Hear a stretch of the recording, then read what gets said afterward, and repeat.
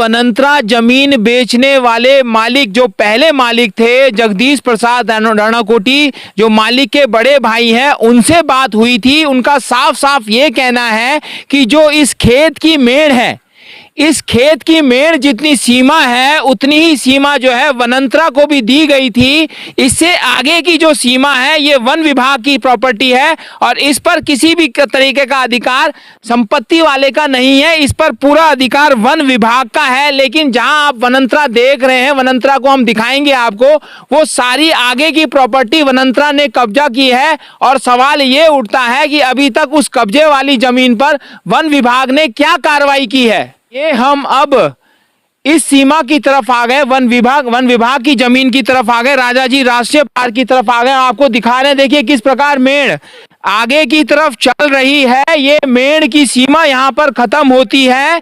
इसके बाद जो ये सीमा आ रही है, इसके बाद की जो जमीन है, ये जमीन राजाजी राष्ट्रीय पार्क की है और ये जमीन जो है ये बेची गई है। आप जगदीश प्रसाद रणकोटी जो मालिक हैं, जो पहले के मालिक हैं, उनके जो बड़े भाई हैं, उनका इंटरव्यू देखिए, उनका साक्षात्कार देखिए और तब समझिए कि किस प्रकार अपने प्रभाव पे आकर राजाजी राष्ट्रीय पार्क की जमीन पर किस प्रकार कब्जा किया गया है। आज हम आपको अंकिता हत्याकांड के शुरुआती दौर से भी शुरुआती दौर की खबर दिखाने का प्रयास कर रहे हैं कि अगर ये मामला हुआ था तो इससे पहले क्या दौर वो चला होगा, किस दौर से ये जमीन खरीदी गई होगी, किस दौर से वो परिस्थितियां बनी होगी, किस दौर से विनोद आर्य ने किस तरह से साजिश षड्यंत्र रचकर इस जमीन पर एकाधिकार किया होगा और पूरा भुगतान तक नहीं किया जमीन का। हमारे साथ जमीन के मालिक के बड़े भाई हैं जगदीश प्रसाद रणकोटी, उन्हीं से जानेंगे कि आखिर क्या क्या मामला हुआ था। ये सब विस्तार से बताएंगे कि आखिर जमीन उन्होंने कब बेची थी और उसके बाद से क्या क्या प्रक्रिया विनोद आर्य और पुलकित आर्य के द्वारा की गई, क्या व्यवहार उनके द्वारा किया गया, ये सब हम आपको विस्तार से बताएंगे। और आप इस खबर को ध्यान से देखना और इस परिवार का चरित्र भी देख लेना, जो जमीन खरीदने के नाम पर बात तो बड़ी बड़ी कर रहा था, लेकिन जब जमीन खरीद ली तो उसका पूरा भुगतान नहीं किया और दुर्व्यवहार अलग से किया। क्या क्या किया सब बताएंगे। जो जमीन के मालिक हैं उनके बड़े भाई हमारे साथ हैं, जगदीश प्रसाद जी, विस्तार से बताएंगे। जगदीश जी, आपका बहुत बहुत स्वागत है आंवला न्यूज में। स्वागत श्रीमान आपका भी। हम लोग चाहेंगे कि अंकिता को न्याय मिल सके, इसलिए शुरुआती जो खबर थी वो थोड़ा देर में बन रही है, पर आप हमें विस्तार से बताएंगे बात को। श्रीमान 8 सितंबर 2008 को मेरे छोटे भाई से विनोद आर्य ने ये ज़मीन खरीदी थी। मैं और मेरा दूसरा भाई इसमें गवाह थे। 8 सितंबर 2008 को ज़मीन खरीदी गई थी। उनके साथ में ये तय हुआ था कि भाई 8 सितंबर के महीने आप खेत में नहीं जाओगे, अक्टूबर के महीने खेत के मालिक आप रहेंगे। 10 सितंबर को मैं खेत में अगर जाता हूं तो देखता हूं कि मेरे धान कटे हुए हैं और धान काट के पानी में फैला रखे हैं। उस समय इस सितंबर की तरफ बारिशें जारी हो रही थी और धान पानी में फैल लगा। मैंने पूछा पड़ोसियों से कि धान किसने काटे, तो उन्होंने कहा भाई जिसने ये खेत लिया उसने ये धान काटे। अगले दिन मुझे पुलकित आर्य खेत में मिल गया। मैंने उसे पूछा भाई तुमने धान क्यों काटे, तुम अगर किसी इंसान की औलाद होते तो तुम अपनी जबान पे कायम रहते कि भाई तुम्हारे साथ में क्या बात हुई थी कि सितंबर के महीने तुम खेत में नहीं घुसोगे, 1 अक्टूबर से तुम खेत के मालिक होगे। तो उसने कहा भाई कितना नुकसान हुआ तुम्हारा, तुम अपने धान की मूल्य पकड़ लो। तो मैंने भी उसे उसी भाषा में जवाब दिया कि अगर तुम एक बाप के औलाद तो हो ही नहीं सकते, बोलना तो नहीं चाहे मगर माँ पे आक्षेप आएगा कि तुम पता नहीं कितने संकर नस्ल के हो। अगर तुम अपने बाप के औलाद होते तो तुम जरूर अपनी जबान पे कायम रहते। पहला देखो, ये देखिए, आप कोई प्रॉपर्टी खरीदते हैं तो उस प्रॉपर्टी पर कब अपना अधिकार जमाएंगे, उसकी एक सीमा भी तय होती है, उसकी एक तारीख भी तय होती है। क्योंकि उस प्रॉपर्टी पे अगर कुछ अनाज बुआ है तो उसकी कटान के बाद ही आप जो है उस पर अपना एक अधिकार जमाएंगे। लेकिन यह हुआ क्या, 1 अक्टूबर की बात हुई थी और 8 सितंबर को जैसे ही रजिस्ट्री हुई उसके बाद ठीक 2 दिन बाद इनकी उस प्रॉपर्टी में जो उपज थी उसको तहस नहस कर दिया गया और उसके बाद दुर्व्यवहार अलग से किया गया। इस तरीके का ये जो परिवार था, उस तरीके के गंभीर आरोप यहाँ पे लग रहे हैं। उसके बाद क्या क्या हुआ? उसके बाद तब उन्होंने पट्टी पटवारी को बुलाया। जितनी उन्होंने 0.82 एकड़ जमीन खरीदी थी पट्टी पटवारी के उनको नाप के दे दी गई। लेकिन जब मैं खेत में गया अगले दिन कार्य हमारे खेतों में शुरू कर रहे हैं। उनसे पूछा कि भाई जब तुम्हारे पट्टी पटवारी ने इतना नाप के दे रखा है, हम 5 भाई हैं, 1/5 खेत तुम्हें नाप के दे दिया, तो तुम हमारे खेत में क्यों बढ़ रहे हो आगे? उन्होंने कहा भाई तुम 5 भाई हो ही नहीं सकते, तुम तो कुल 4 भाई हो, कम 1/1 क्यों दिया? तो इस तरह से मेरी विनोद आर्य के साथ में खूब तू मैं की नौबत आई। अब आप लगाइए कि कोई 5 भाई हैं और उनको प्रॉपर्टी एक सीमा के हिसाब से देते हैं, एक मापक के हिसाब से देते हैं, और बाद में वो कहते हैं कि हमें कम मिला ज़्यादा मिला, तो जितने प्रॉपर्टी की बात हुई होगी उसी मापक में ही तो प्रॉपर्टी दी जाती है। तो वहां भी जो विनोद आर्य हैं उन्होंने अपनी बात दिखा दी कि हम लोग यहाँ पर संपत्ति कब्जाने के मकसद से आए थे, कहीं ना कहीं धीरे धीरे शुरुआत कर रहे थे। उनकी इस बात से क्या मंशा जाहिर हुई आपको?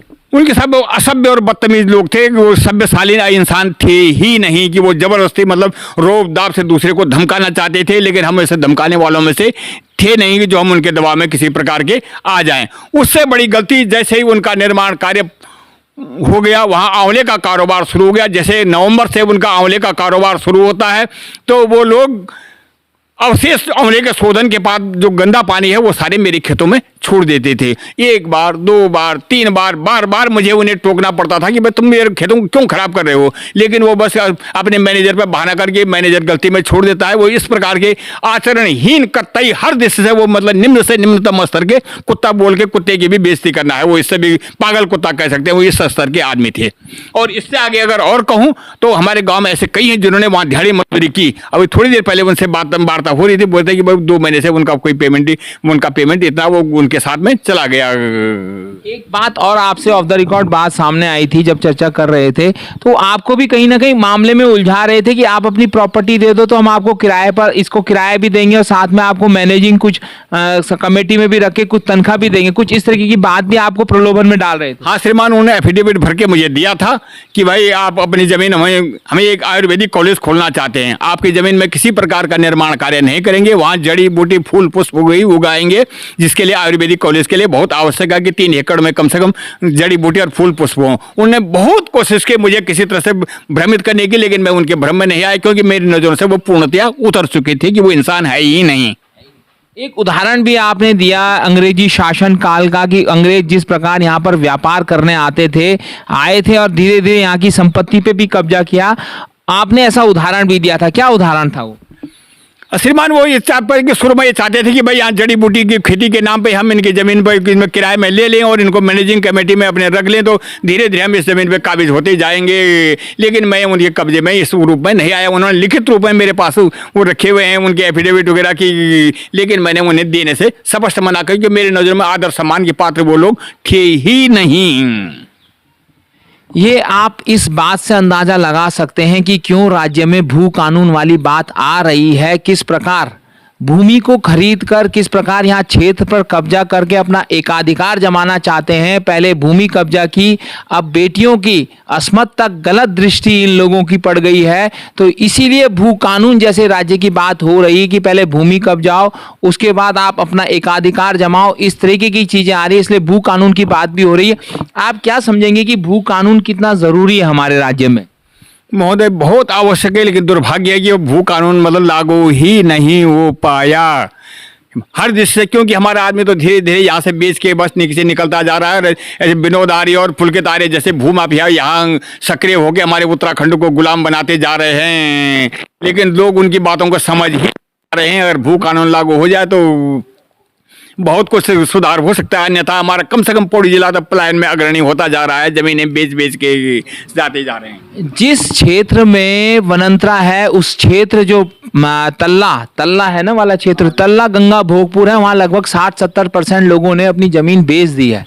यानी कि धीरे धीरे अब वहाँ का स्थानीय आदमी बेजमीन हो जाएगा, जमीन उसके पास नहीं होगी। ठीक उसी प्रकार जिस प्रकार पशु लोग विस्थापित में हमें सुनने देखने को मिल रहा है, इस तरीके की जो चीजें चल रही है, तो इस कानून की अति जरूरत है। और एक बहुत जरूरी बात आपको बताएंगे कि वनांतरा के मालिक विनोद आर्य, पुलकित आर्य ने मेड़ से आगे आकर जंगलात की जमीन पर काफी बड़े हिस्से पर भी कब्जा किया है। इस बारे में क्या कहेंगे?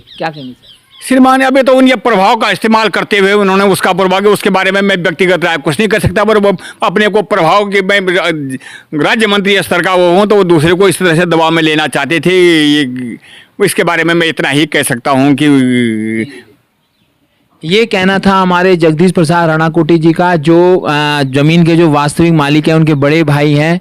ये हमारे संपर्क में, हमने इनसे निवेदन किया कि आप अपनी बात रखिए जिससे कि अंकिता को न्याय मिल सके और साथ में जो इस तरीके से भू माफिया या कई जो लैंडलॉर्ड हमारी जमीनों पर गिद्ध दृष्टि जमाए बैठे हैं, यहाँ की अस्मत तक भी जो है खतरे में आ गई है। इससे सरकार थोड़ा सा ऐसा कानून लाए, ऐसा भू कानून लाए जिससे कि हमारे राज्य को बचाया जा सके। वही परिस्थिति पैदा ना हो जाए जिस प्रकार अंग्रेज आए थे, पहले भूमि पर कब्जा किया, फिर देश पर कब्जा किया, फिर यहाँ की जनता को अपना कई सालों तक गुलाम बना के रखा। वो परिस्थितियाँ उत्तराखंड में पैदा ना हो जाए, उस इतिहास से हमको सबक लेना है। हमारे साथ जो जगदीश प्रसाद जी हैं वो फूलों की खेती भी कर रहे हैं, इसके नाम से ही बड़े मशहूर हैं। काफ़ी पुरस्कार इन्होंने पाए हैं, लगभग जो है इन्होंने 7 बार जो है नगद इनाम प्राप्त किया है, 9 बार प्रशस्ति पत्र मिला है। महामहिम राष्ट्रपति, महामहिम जो है हमारे राज्यपाल से भी और माननीय प्रधानमंत्री जी से भी इनको प्रशस्ति पत्र मिला है, मुख्य सचिव से भी मिला है और विधायक स्तर पर भी इनको मिला है। तो फूलों की खेती पे काफ़ी अग्रणी रहे हैं, काफ़ी नाम इन्होंने कमाया है। साथ में कोरोना काल के बाद से स्थिति विपरीत हो गई थी, उसके बाद सक्रिय नहीं हो पाए, काफ़ी उम्र दराज भी हो चुके हैं, काफ़ी सम्मानित व्यक्ति हैं इस तल्ला गंगा भोगपुर में। तो इनकी बात को थोड़ा ध्यान से सरकार ले और जो जो ये समस्या सामने रख रहे हैं, बात रख रहे हैं, उसको गंभीरता से लें और इसी गंभीर बात को सरकार और जनता तक पहुंचाने के लिए हम कटिबद्ध हैं और आप तक पहुंचा भी रहे हैं। और आप कमेंट बॉक्स पर अपनी राय जरूर दर्ज करें। मैं अपने सहयोगी दीपक दिवाकर के साथ Yogesh online digital media Bhogpur में हूं और आपको खबर दिखा रहा हूं जिससे अंकिता को न्याय मिल सके और अंकिता के जो हत्या आरोपी हैं और उनका जो परिवार है उसके बारे में आप समझ सकें। धन्यवाद।